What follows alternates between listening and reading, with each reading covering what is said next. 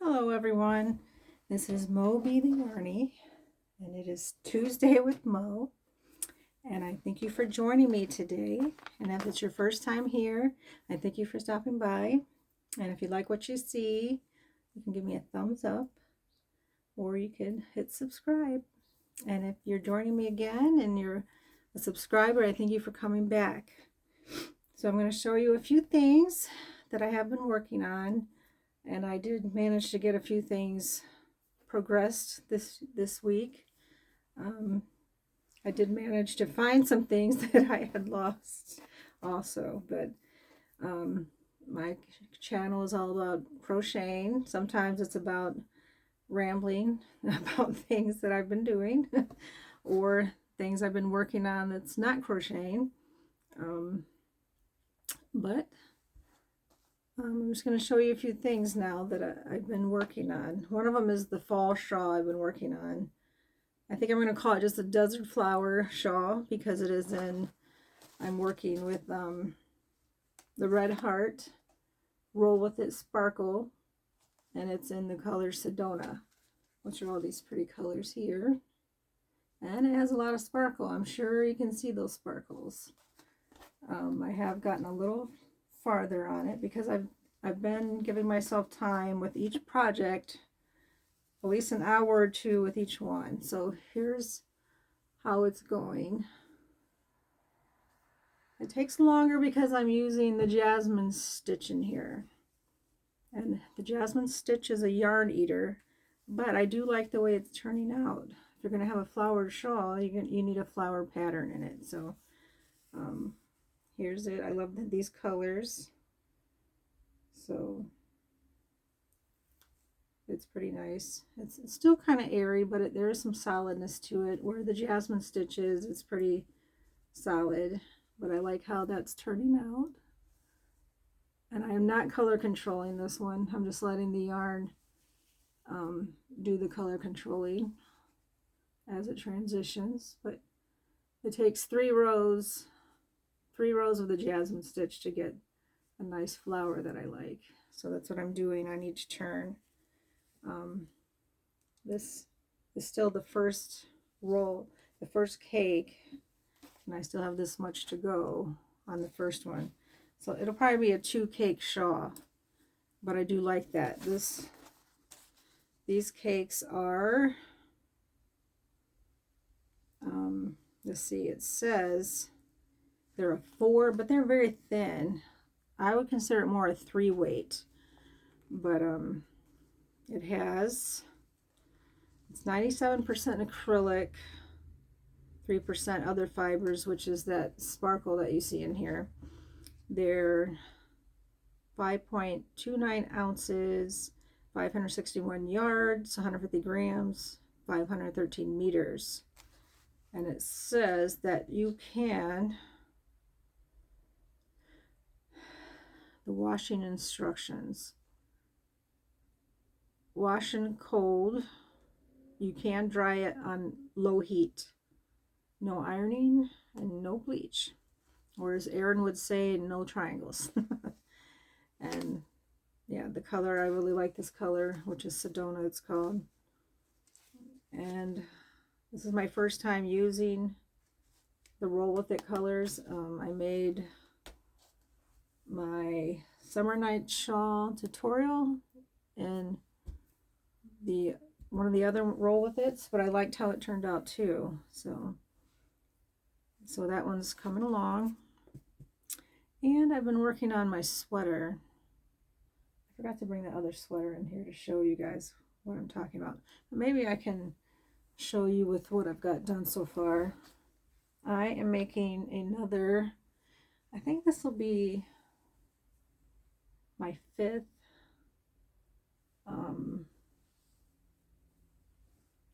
hexagon sweater. You start out with a hexagon, and this is a solid hexie instead of the granny stitch. So you start with the 6 sides instead of 4, and here's this colorway, and you fold, the way you fold it, it makes half the sweater, which is the sleeve here. I already put the sleeves together, and this is, I used my yarn needle to stitch it together, and this becomes half the sweater. And then you start adding the other parts. So this part, I started adding half of the back portion, which this is the front. So this would be this side of the sweater. And you put your arm in, and then this part goes on the back. And then I will do the same thing on this side. And I will add the back portion. And then when I get the other back portion, then I seam that together. And then I will finish the sleeves, which I will bring them in a lot so they're not so, I mean, they'll be a little bulky, but when I bring them out, they'll be in more and have a cuff. And this, I decided I will put the hood, and I will put a zipper, and I plan on putting pockets on it because I made my grandson one that way. His didn't have pockets, but it had the hood and the zipper.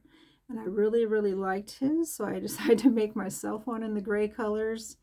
And I'm planning on trying to put a lining in this one, because if it turns out right, I might actually wear it for my winter coat this year. Because I'm in Ohio, it gets cold. And if I'm going to wear what I make, then it has to be able to support me for these cold winter months. But here's, I don't know if you see the back. And eventually, once I get the two back portions together, then I will add on to the bottom. And then I will finish out the edging, which is, I have a couple different edges that I use. Sometimes I use the ones that Crystal uses, or MJ off the hook. She has some edges that I like. And I've also used Fabio's, the one he uses for sweaters. But I will show you all the colors I've been using. These are all my colors for this sweater. And a lot of them were just leftover yarns from other projects. I did go and buy this dark yarn here and one of these because I knew I had another one and I couldn't find it. And of course, after I went and bought the other one, I found it. So, but these are Caron 1-pounders. And this one here is a loops and threads. And this is a pound of love in the white. So this basically is a scrap yarn project. I had this yarn for something else I was doing. This, yeah, this is Impeccable by Loops and Threads. And this color is just, it's called Pale Gray. I don't know if you can really see, but it is gray. So I go from the white to the lightest gray, and then I just keep adding on until it's only a couple rows of each color until it gets as big as I want it to get. But yeah, that's what I'm making this sweater out of. And as much as I've gotten done and as much as yarn as I have left, I might be able to make a third project out of it, maybe another Afghan.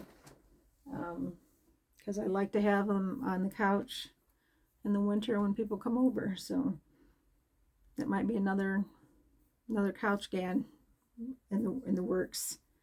Okay, and then let's see, there was something else. Okay, yeah. I remember that magazine I wanted to show you. No, I'm going to show you this first. Yeah, I did find, these are the squares I've been working on for the crochet along with Jayda. Oh, that's where that went. I keep losing all my J hooks. I have a lot of J hooks and I can't find them because they're all stuffed in projects. I did another square, but I'm still like 5 months behind. But I'm trying to get caught up on them. So this is a crochet along with Jayda and stitches for, I need to add another row on this one. She usually does one each year for an Afghan that she gives you a square a month until, she starts in January and goes till December. And by the time you're done, you have enough squares for a whole Afghan. So I'm doing that in these winter colors because I want to be able to display it in January. And these look like icicle colors to me, the dark. These are all sparkles, which I don't know if you can see really well, but these are sparkle whites, and if you see that white here, it's got, you probably can't, but these are big twists, the big twist twinkles they're called. And this one is, I should know it by now. Oh, I have to keep looking. Sapphire. It's got the sparkles in it. And this one is, I think it's just light blue, it's called. Yes, light blue with the sparkles. And then this other blue, I don't know what I did with it now. Where are you? Oh, I don't see the one. I must have left it in there, but it's this color. This is a Mary Maxim Glimmer, and it's a light blue. But those are the ones I'm working on for that. But this could easily be a scrap GAN if you have a lot of blue colors left over, whatever color you decided you wanted to do yours in. She was doing hers in white and light blue and yellow. But I wanted to have mine in colors for January because I like to have different Afghans for each month. So that's why I picked those colors. And let's see. So this is, remember I told you I had a magazine. I found a magazine at a thrift store when I bought this yarn. It was this big box of yarn that I had a $2.99 price tag. Then my husband reminded me it was 50% off, so I got this for $1.50. And there's 8 of these in here, so I would be able to do this project that I want to do, which is, it's called Crafts and Things, and it has the Afghan right on front because it has the whole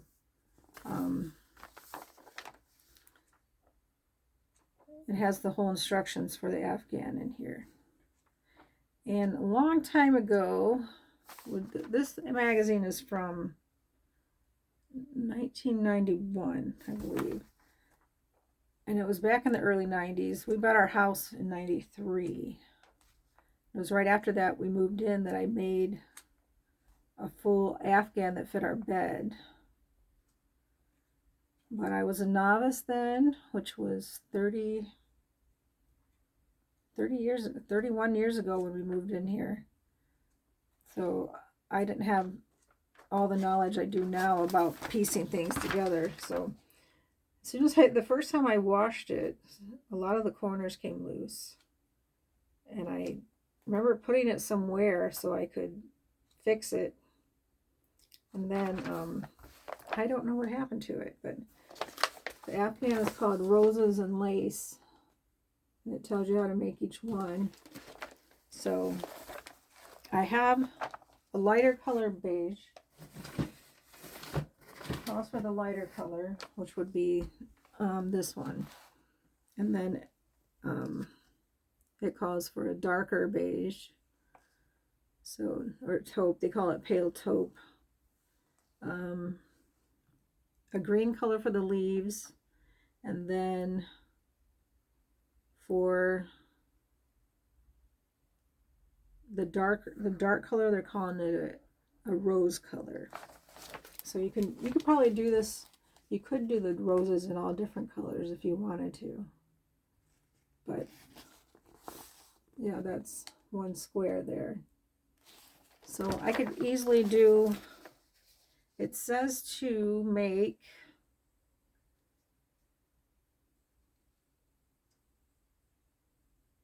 it doesn't even say how many squares you're supposed to make.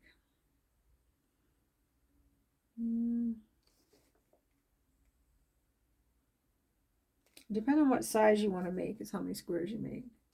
This says the finished size is 46 by 68.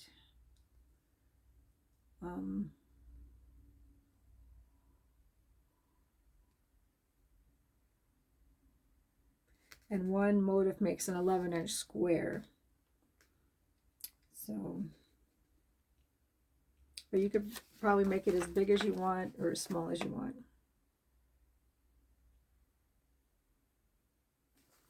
So this is something I'll be working on, but it's one of those slow projects that you could just work one square at a time, do it whenever you want to, but it is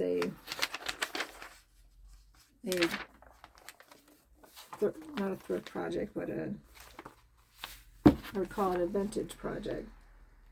And I do watch a lady on YouTube. She does vintage crochet, but she doesn't know what she's making half the time because she has her son do the instructions without the title, and it's vintage crochet from the 20s and some even from the 1800s, that she would crochet something without knowing what it was, and sometimes she would have to go back and look because she had no idea what she was doing and it wasn't turning out properly, because the instructions back then were a lot more difficult than they are now, and a lot of times they were in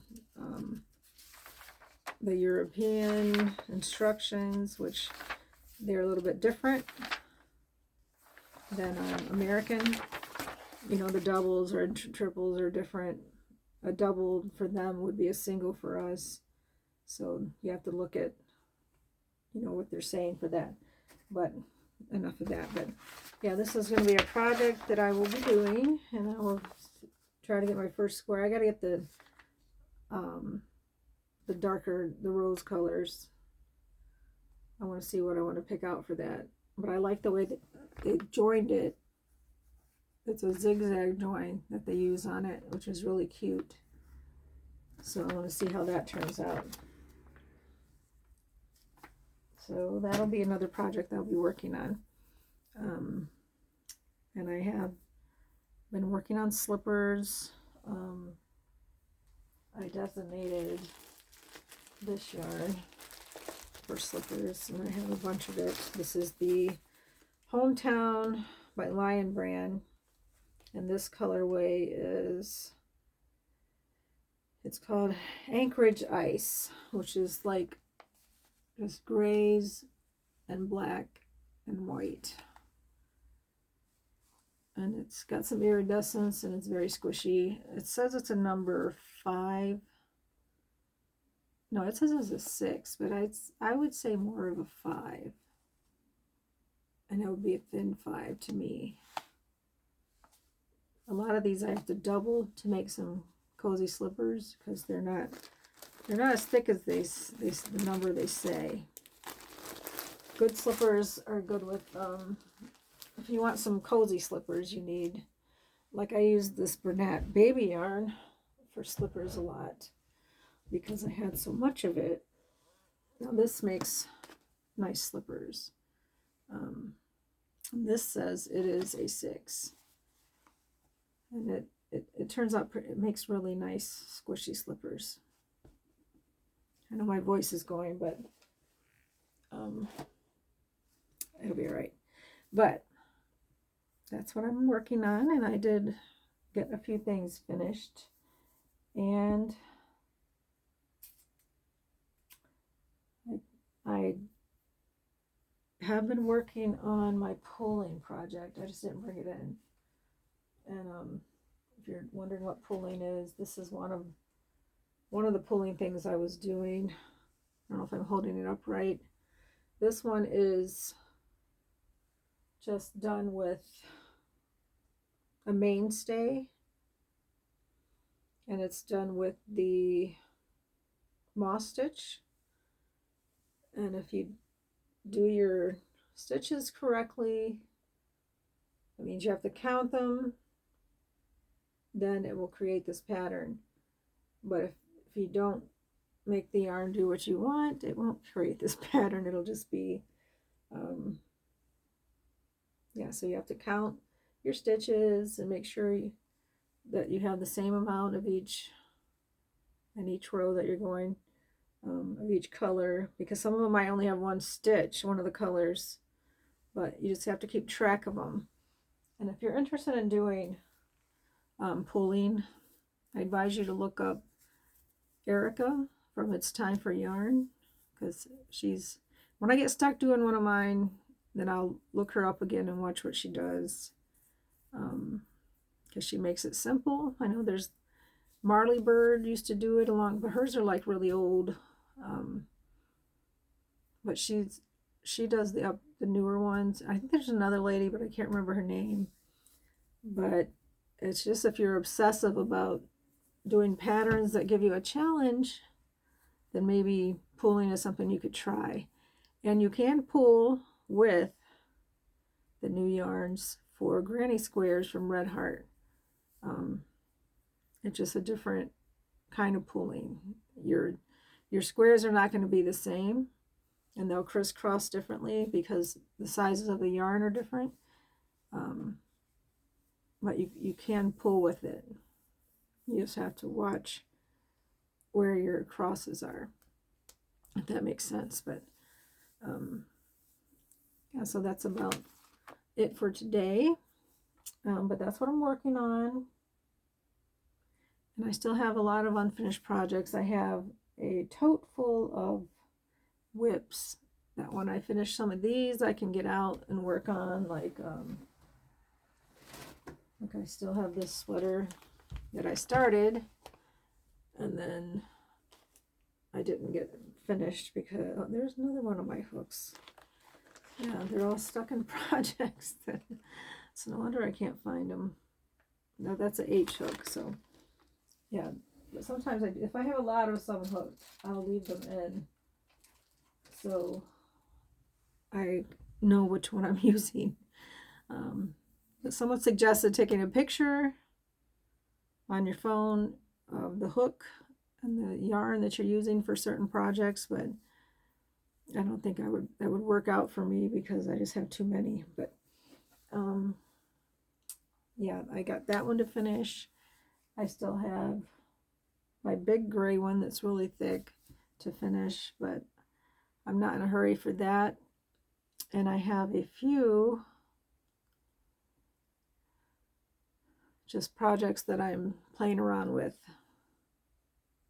And I did start a new cardigan, even though I said I wasn't going to. But I've had this yarn that I had some mandala cakes in the color Nova, which is like peach and gray and a little pinks, but it has sparkle in it, of course.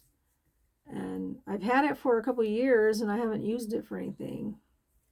So I decided I'm going to do something with this yarn. So I started a cardigan with it. And it's just instead of making it in the hexagon style, it's just 2-panel style. And then you can add sleeves. But I was thinking about making it a short sleeve one to wear in the spring because of the color combination that it was. But so yep, that's about what I'm doing right now. And I've been watching more people on YouTube to see what they're up to and how they're keeping busy. And that's about all I have for today. And I thank you for joining me, and I thank you for the ones that keep coming back and watching me, and hope you're interested in some of the things I'm doing. And just think about something you can be thankful for today, and there's always something to be thankful for, even if you're breathing. I went to the doctor today and everything was pretty good, except my blood pressure was a little bit low. It was 96 over, it was 90, Yeah, 96 over 69, which is kind of low, but it's better than being too high, I guess. All right, well, I'll let you guys go, and I'll get some things done, and I'll see you on my next video. You guys have a wonderful Tuesday. Thank you.